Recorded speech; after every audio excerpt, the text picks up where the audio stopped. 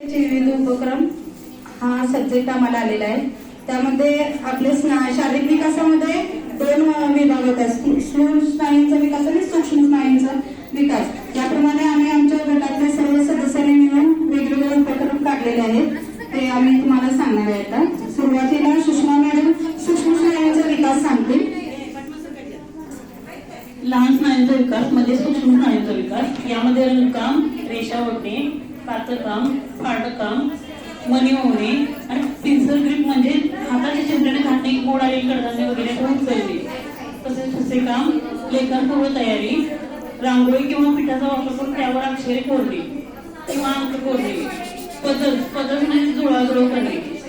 मातीचे उपक्रम, building blocks, तसेच कागदाचे उपक्रम, रोलिंग, सरपटणे, आकार जुळवणे आणि आकारावर बिया मांडणे. आता मोठ्या स्नायूंचा विकास आहे का मॅडम सांगतो. आता कोणकोण स्नायूंचा विकास आहे नेमके सर्वांना जे बोलायला तर मॅडम विचारणार आहे असं मॅडम मगाशी म्हणत होत्या. हा बघा, मोठ्या स्नायूंचा विकास दोरी उडी, घसरणे, पळणे, उड्या मारणे, तोंड सांभाळणे, विटावरून चालणे, नागमोडी चालणे, तळ्यात मळ्यात बॉलचे उपक्रम म्हणजे तुम्ही बॉल बादली टाकणे, बॉल झेलणे, वेगवेगळे उपक्रम बॉलचे.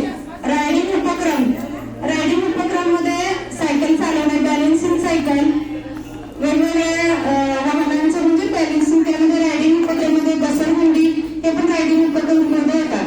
योगासने, वेगवेगळे ताडासन, योगासनाचे उपक्रम हे मोठ्या स्नायूंच्या विकासामध्येच येतात.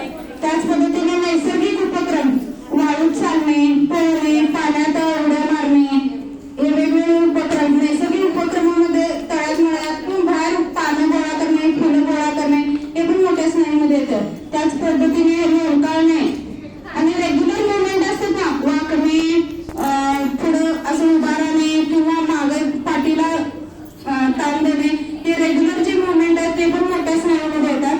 त्याच पद्धतीने हातापायांची हालचाल म्हणजे बॅलेन्सिंग, एका पायावर उभं राहणे किंवा तोल सांभाळून चालणे. त्याच पद्धतीने प्राण्यांची चाल, वेडूपडी, खेचणे, ढकलणे आणि संतुलनाचे उपक्रम म्हणजे एका पायावर चालणे, पुढे उभे राहणे, हे वेगवेगळे उपक्रम आम्ही आमच्या गट कार्यालयाच्या आमच्या सहभागी महिला त्या सेविका आहेत त्यामधून आम्ही दोन्ही स्थूल आणि सूक्ष्म स्नायू या दोन्हीचे उपक्रम शोधून काढलेले आहेत. शारीरिक विकास म्हणजे तुम्हाला माहितीच आहे, बालकांच्या शारीरिक विकासावर त्यांच्या वयानुसार होणारे बदल म्हणजे उंची, वजन, त्यांच्यामध्ये कौशल्यामध्ये वेगवेगळे वाढलेला शारीरिक विकास म्हणतो. धन्यवाद. आमचे तुम्ही उपक्रम ऐकून घेतले.